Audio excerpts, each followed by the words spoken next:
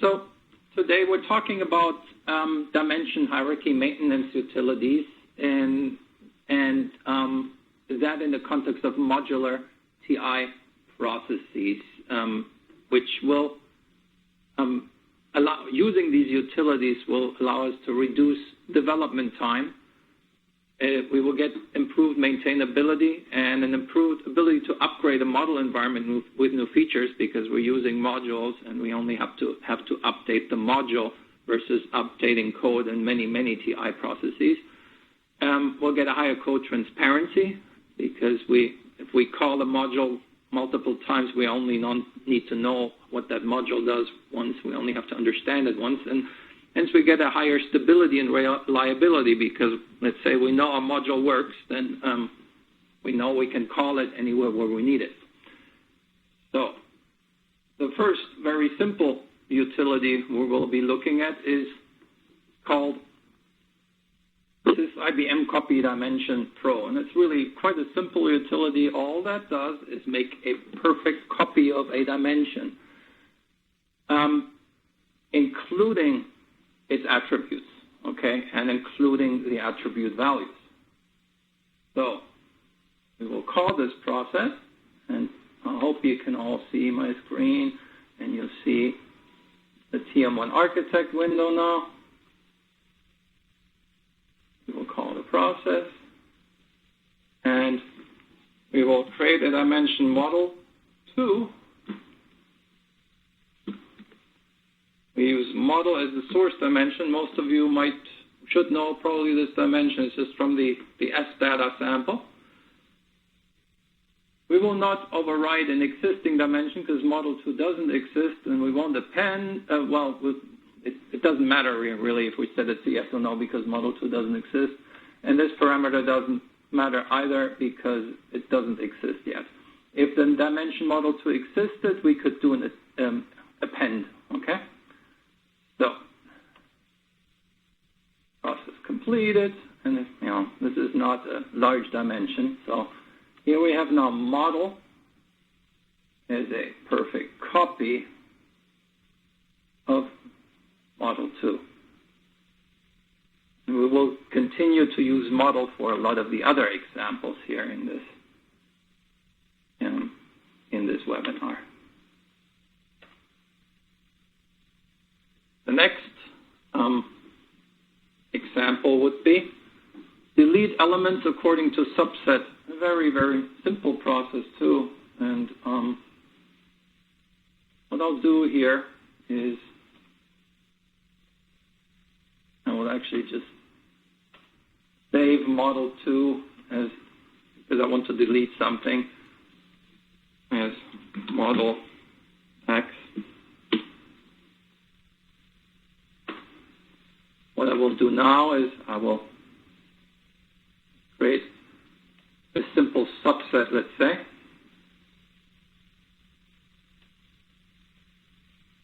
Delete. I'll just call it delete for the time being here.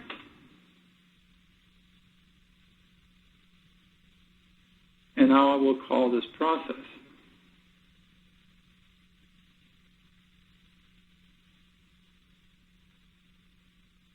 Now I can tell it to not delete the first element, and that is really something I found useful. Context of that is, let's say you have a hierarchy and this is your tree. You might not, or the tree root, you don't want to, that apex node, might not want to delete the first element, the hierarchy top node. You also might say that you only want to delete the C elements, the consolidated level elements in that subset. So I'll leave it like this, click OK, and if I do a refresh here, it's empty, right? But the other elements are still there. Very simple utility, but it can be very handy. So this is right. It just really goes through the existing subset and deletes the elements according to the parameters. This is a useful process. It might be you might say, oh, this is trivial. I can just do a right mouse click and do an attribute add or delete. I'm not going to demo this now. You only put in here is the dimension name, and you name the attribute. You can do this for up to 16 attributes, and obviously you could extend it to more attributes than that. You can enter an attribute type, and here you can say, I want to add or delete the attribute. Well, I use this process actually a lot because a lot of customers we have use TM1 models with very large dimensions. And if you've ever tried to use the regular architect UI to delete an attribute on a dimension that is very large, it can take a very long time to open. With this utility, you can delete or add the attribute in a matter of seconds. That's really all there is to it. And obviously, it can be useful to use as a sub-process, but I mostly just use it as we're developing, as we're modeling. That's what I use it mostly for. So,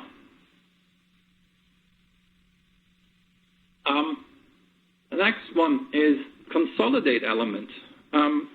Well, what this process does is it moves data from one element to another element. It does an incremental load. Optionally, what I can do with this process, I can say only do this data move for a specific version scenario, or limit the data move for a specific element from any other dimension, and I can do this for up to 5 cubes. So, what's the use case for this? Use case would be the same budgeting planning. You want to merge a planning line item into or with another plan line item, right? So now let's say product 1 and 2 are now merged as of a new planning cycle. So with this process, you can consolidate product 1 into product 2 to allow for proper variance analysis and all that. And another use case would be just an incorrect data mapping, right? So you found that it was just something wrong with the data, and you need to merge 2 or 3 or 4 or 5 elements into one another. Obviously, you can do that with this process too. You just run it 2, 3, 4, 5 times, right? So let's run an example for this.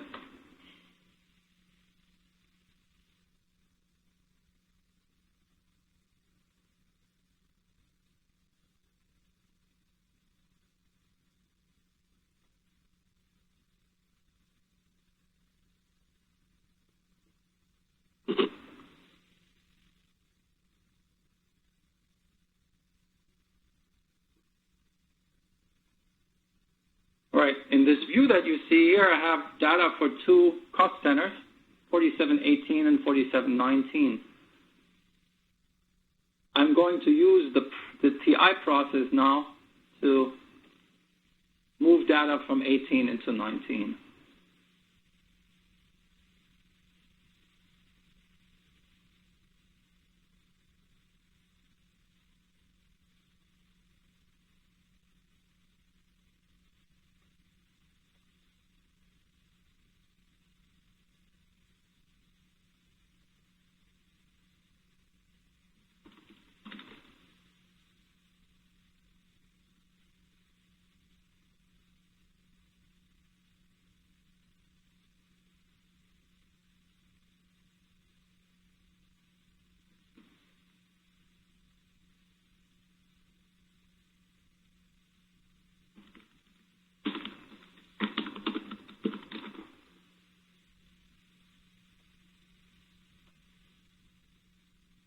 Refresh this now. The data on 4718 disappears, and it will have gotten consolidated into 4719.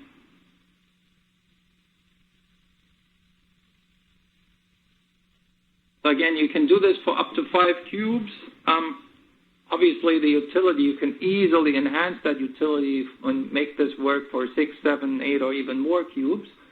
The idea is really to make those simple data maintenance fixes that in some environments occur a lot, especially during initial testing and in QA, but also sometimes during the planning cycle where data was just entered against an incorrect element. I find this process to be quite useful and helpful. Obviously, it is generic, right? So you can run it against any cube.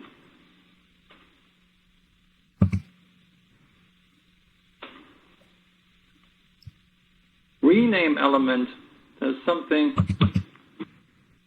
somewhat similar. This really creates a new element and then moves data from the one element to a new element. However, it will not delete the old element after the rename operation. This is really for testing and validation purposes.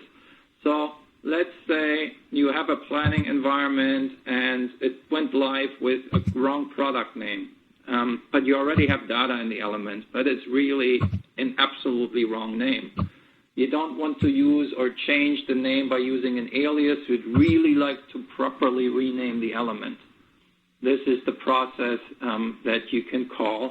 You can call it for multiple cubes, and it will move the data to that new element.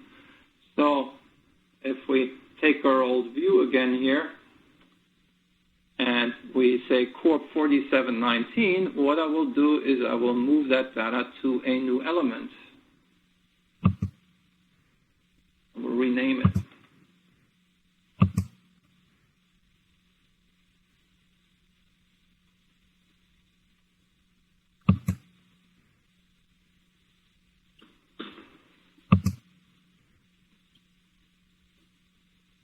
Call this 4719 new. Okay, these are just examples. I can actually, you can change, you can specify the weight here if you want to change the weight. Okay, so this is helpful if you just want to evaluate for the time being and then want to manually change the weight.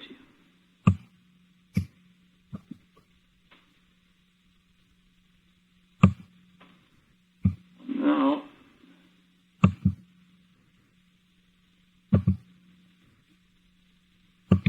bear with me a sec here. Bring in those two elements. There we go. Okay? So if I unzero suppress this, you see the old one, 4719, is empty. 4719 new got populated data, but this here was not deleted. Okay? Just to make sure that we did everything.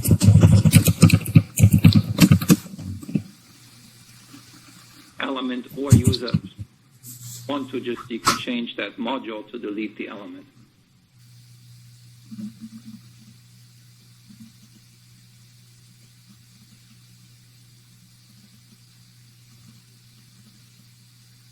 Hierarchy, copy or move elements to a new parent. It copies an existing element to a new parent. That's really quite basic. The reason this process, where this process is very useful is, and this is a very basic process, have users that need to be able to change hierarchy lightly. You can allow them to use this process, possibly restrict this process to only certain dimensions and elements by calling another subprocess that checks the authorization on these elements, and then allow them to change them, make slight changes on the hierarchy, let's say, that they're responsible for, without giving them, obviously, admin access to the dimension.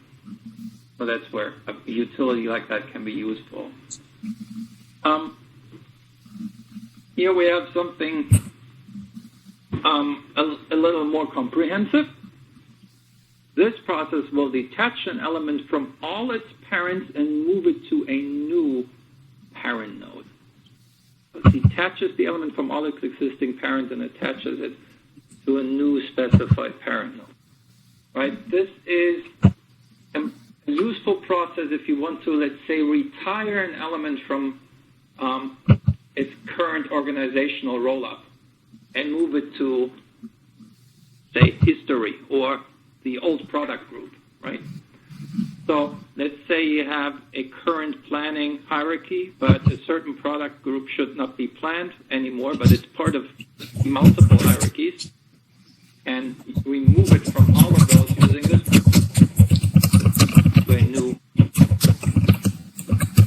to a TI process, this is a simple operation, but let's say you have a hierarchy or dimension with elements and multiple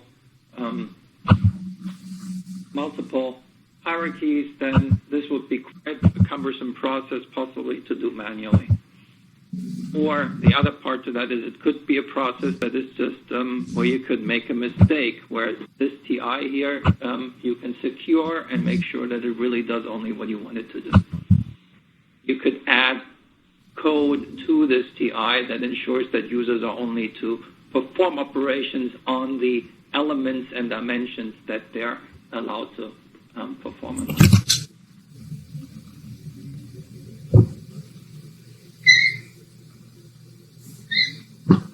This is here a process that allows you to replace a parent node. So let's run this. An example, I have my model 2 dimension, and let's say I want to change L-series convertible, and I want to call it L-series let's say convertible new. I'm not very creative today with my names here.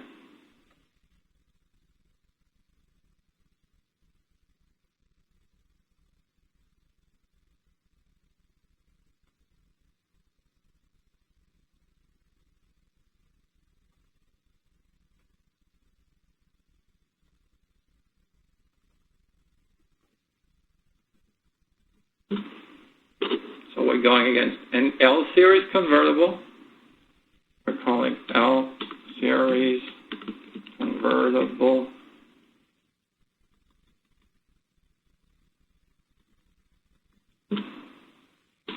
new.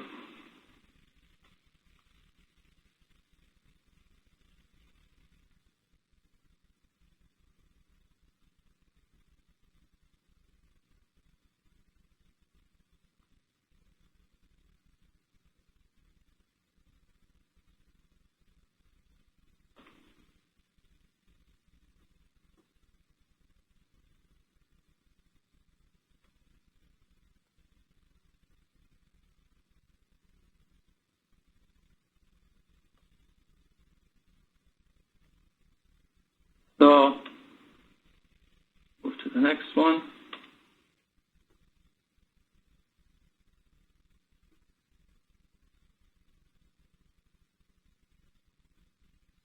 Assign orphans.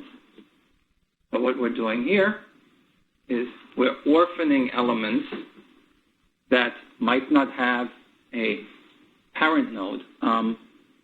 This is a relatively simple process. I tend to use it a lot, though, in hierarchy management. What I normally do is use modified versions of this module that allows me to actually analyze multiple hierarchies at a time, and that then identifies if an element is assigned to a hierarchy, and if it's not assigned to the hierarchy, it will orphan the element under an orphan mode. What I can do here, too, is exclude elements that contain a certain string. So if we use hierarchies if we use hierarchy backups, for example, or hierarchy snapshots, and we snapshot a hierarchy with a suffix, then we can exclude those from this process.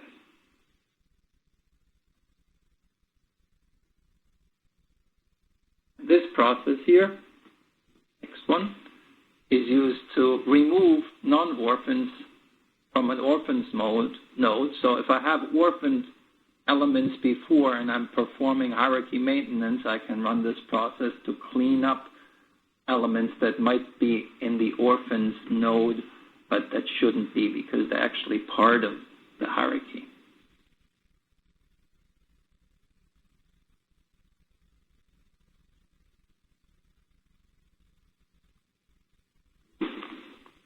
Next process would be the hierarchy process, a process to compare leaf elements between two hierarchies. So this is just useful to analyze every leaf element in the target dimension and compare it against each compare for each element if the element is a descendant of hierarchy 1 and 2. The output is written to a directory. So if we run this,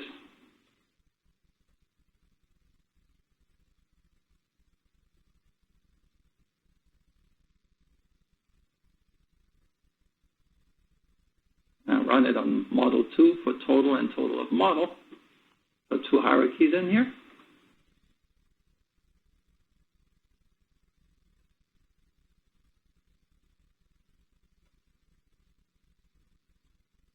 And I take a look at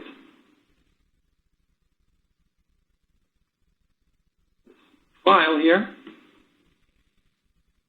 It tells me that this document exists as an ancestor of total of model, but not as an ancestor of element total.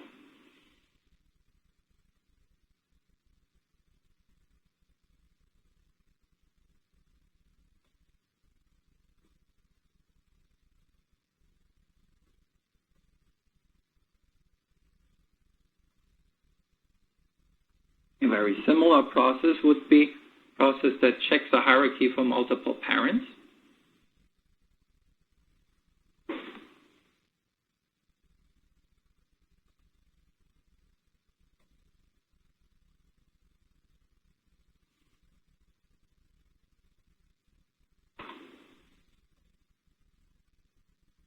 I'm running this against model 2 and total of model. Completed with messages, and it tells me that duplicate parents were found in the hierarchy total of model. And if I look at my log file, it gives me an output of which element has 2 parents, which elements do have 2 parents.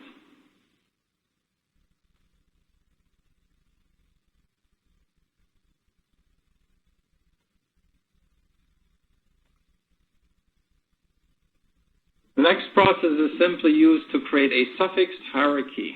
This is really to create a hierarchy snapshot. So let's run this for a sec.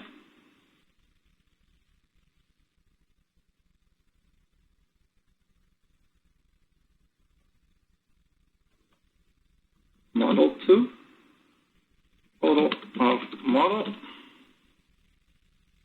Let's call this hierarchy, that's the snapshot or backup today.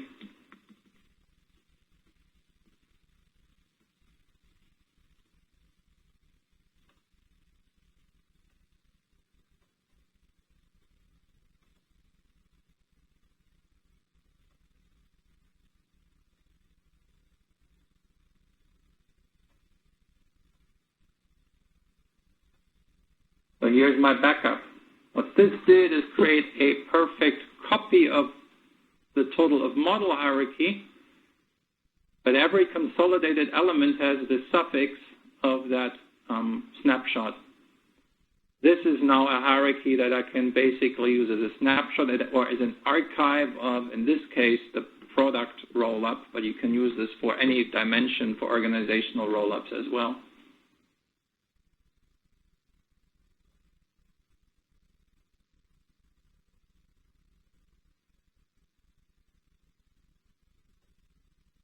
And this process is used to destroy the suffixed hierarchy.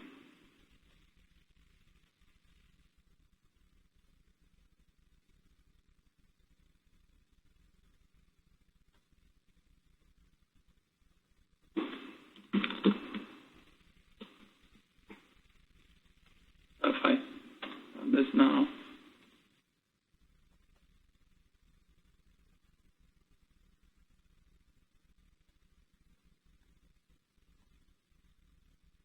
that hierarchy is gone.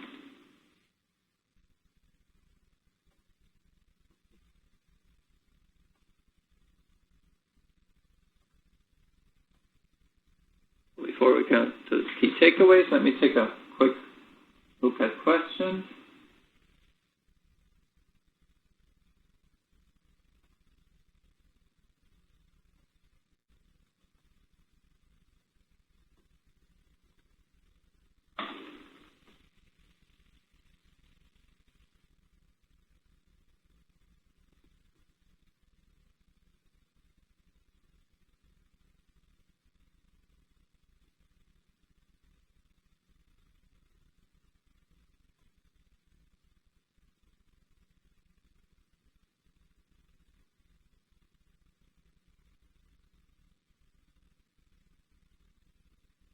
There's a question here on for renaming an element, why I wouldn't use the swap function. So swap is definitely another option. The sub process was built originates in a while from a time when that function, to my knowledge, was not available. So yeah, it's a good point. You could use swap to do that as well.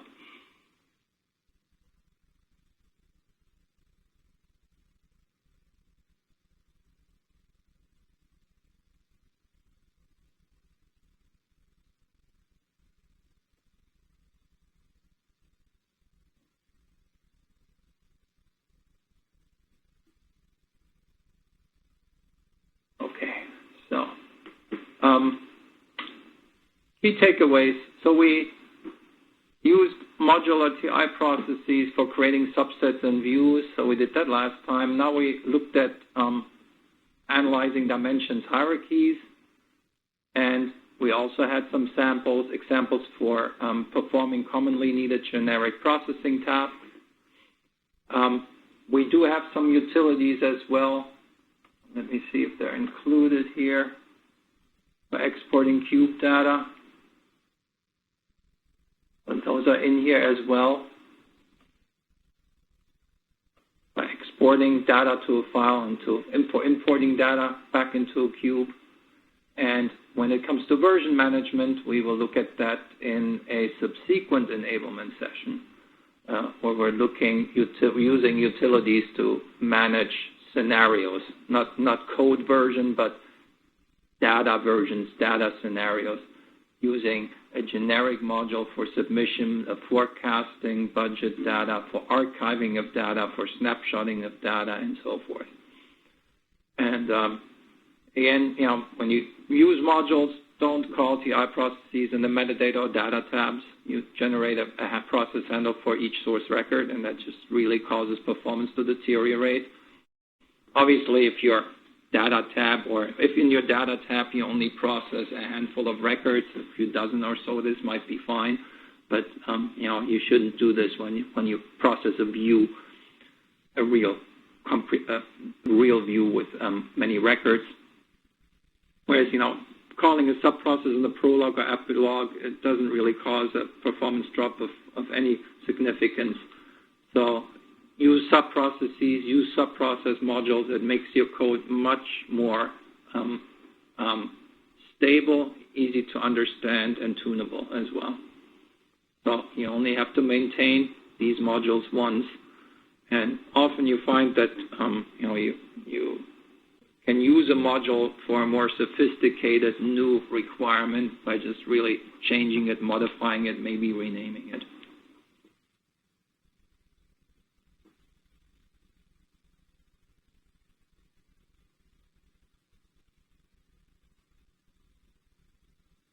Question here that came in is, do you have a TI to roll forward elements in a time dimension to allow rolling planning? That will be for current year, current period.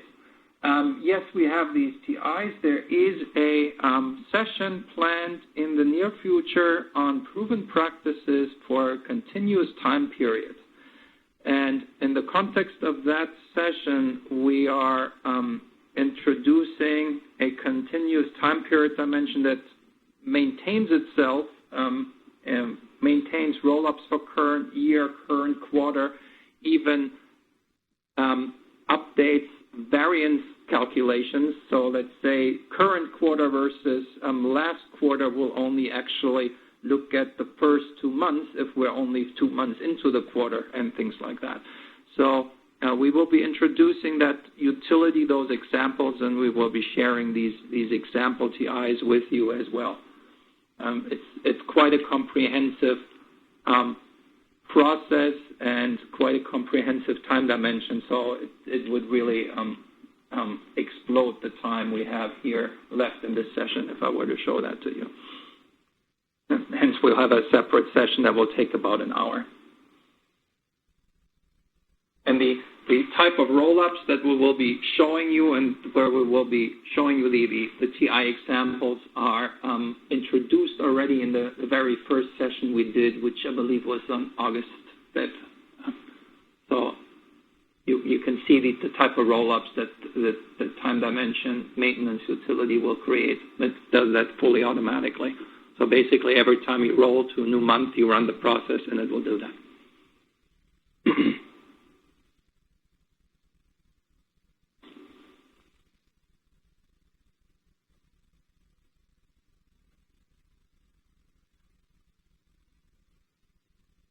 So here in the next slide, we have some contact information for you, links that can get you to additional resources.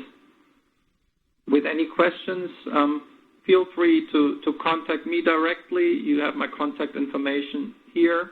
If you want to learn more about IBM Lab Services Business Partner Program, please contact Carla Rooney. You see her contact information here as well.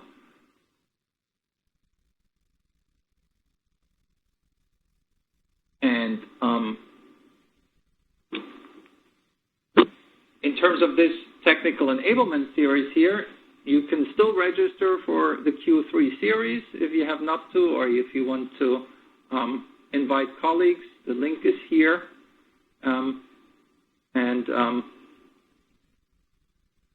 You can see what we have planned for this quarter. So the next session will be proven practice and templates for version and scenario management and month-end closing procedures.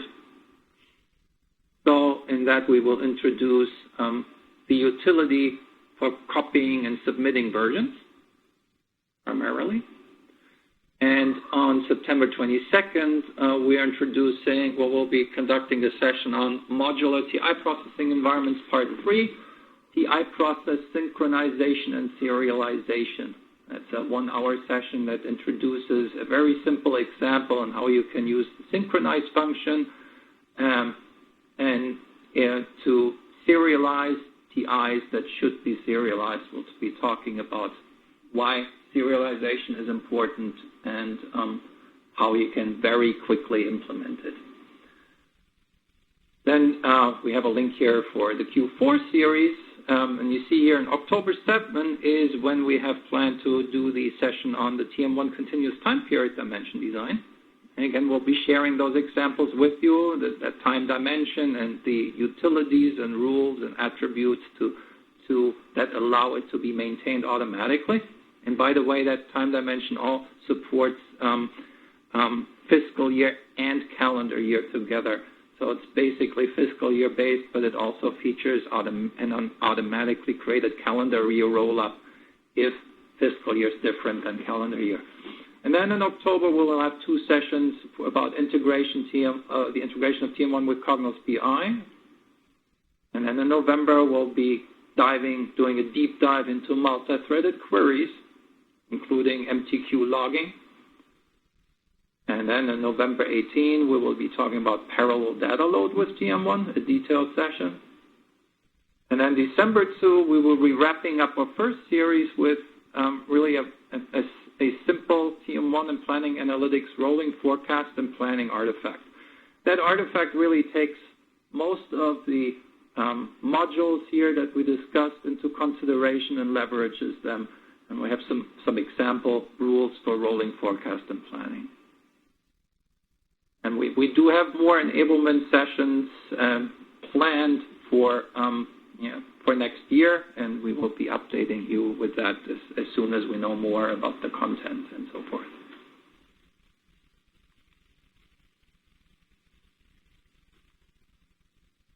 Are there any more questions at this point?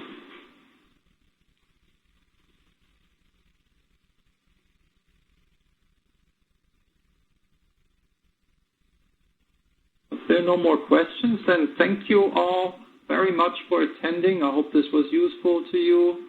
Please provide feedback, suggestions for improvement. And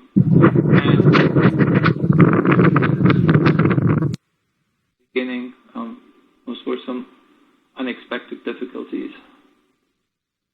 Thank you very much, and have a good day.